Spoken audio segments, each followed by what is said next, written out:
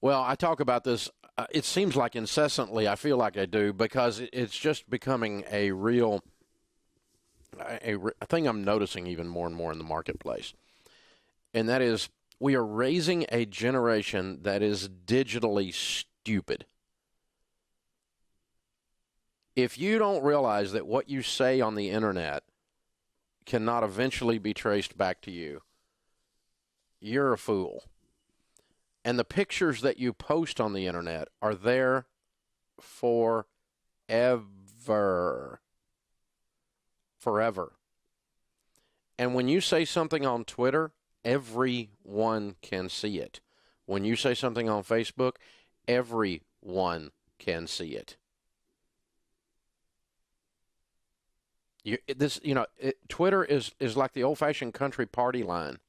In the old days, when the phone systems were first put out in the country, not everybody, but most people shared a line, and so while you were talking to your friend, your neighbor could actually pick up and listen in.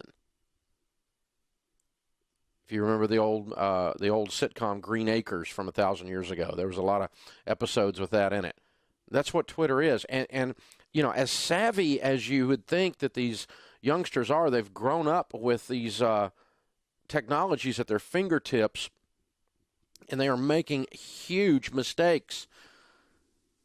Seniors graduating from college this month and next month are finding out that the topless spring break pictures they posted are showing up in their interview when they're trying to get a job. People check your Facebook page. They want to see who you, purport to be. I was going to say who you really are. And the number of people who no longer have the ability to do conflict, that have what we call digital courage, meaning they don't have the backbone to face someone and say something, so they resort to anonymous, behind an icon, hate going out to their friends, teenagers doing this to each other, and a lot of you posting behind icons, comments on articles and negative things about public figures or building hate sites, but you don't have the courage to say it's you. You're just a coward. You're just a straight-up coward. You're not making social commentary about anything except you. That's the only social commentary you're making. And this comes out this week from CNN. This is what got me started on it. The former head of a private preparatory school in Miami, Florida, is out an $80,000 discrimination settlement after his daughter boasted about it on Facebook. Patrick Snee, 69, the former head of Gulliver Preparatory School, filed an age discrimination complaint when his 2010-11 contract wasn't renewed. The school and Snee came to an agreement in which Snee would be paid $10,000 in back pay and an $80,000 settlement. Gulliver Schools also agreed to cut Snee's attorneys a check for $60,000.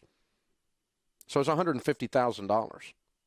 But before the ink could dry on the deal, Snee's daughter took to Facebook boasting, "Mama and Papa Snee won the case against Gulliver. Gulliver is now officially paying for my vacation to Europe this summer. Suck it." Snee's daughter blasted the message. Her 1,200 Facebook followers saw it, which included many current and former Gulliver students. Word of the post spread like wildfire back to school officials. Within a few days, Gulliver Schools sent a letter to Snee's attorneys stating that Snee had broken a confidentiality agreement that said he would not be receiving the $80,000 settlement.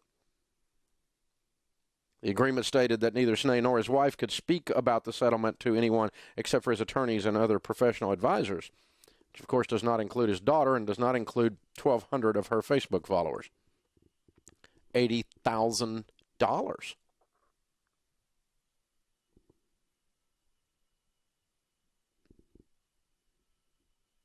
Now, to start with, I'm just really glad that this little girl's not going to get to go to Europe. It just gives me great joy.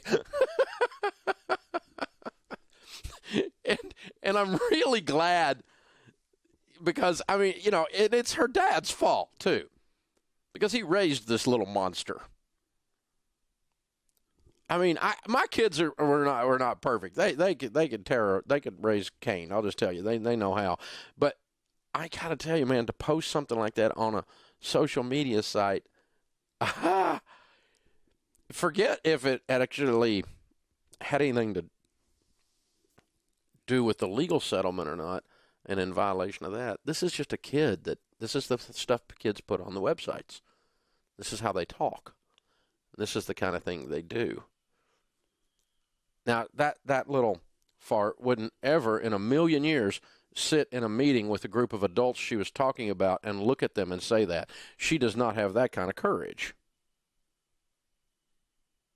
And this digital courage, hiding behind things, in her case, she wasn't even smart enough to hide behind an icon. She actually posted her real name.